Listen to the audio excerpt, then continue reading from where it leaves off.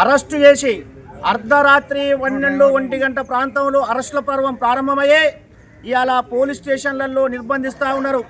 అంతేకాకుండా జనగామ జిల్లా నుంచి వెళ్ళి ఇవాళ వరంగల్ రూరల్ జిల్లా అయినటువంటి మడికొండ ఇవాళ పోలీసు శిక్షణా కేంద్రాన్ని తీసుకొచ్చేసి జనగామ ప్రాంతానికి సంబంధించిన నాయకులు ఇక్కడ నిర్బంధించారు.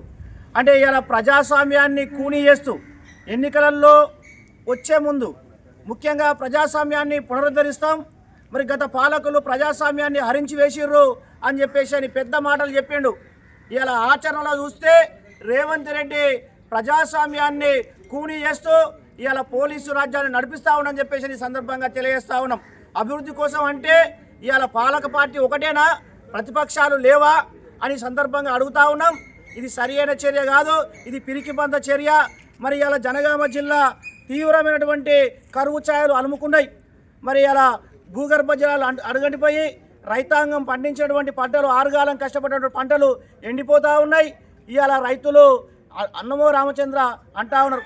అంతేకాకుండా ఎన్నికలలో ఇచ్చినటువంటి 6 వాగ్దానాలు ఏవైతే ఉన్నాయో అవన్నీ ఏవి కూడా అమలుకు అందుకోసం ఇవాళ తప్పించుకునే పద్ధతులలో ఇవాళ ప్రతిపక్ష నాయకుల్ని అరెస్ట్ చేస్తూ ఉన్నారు. మరి ఇది పిరికిబంద చర్య.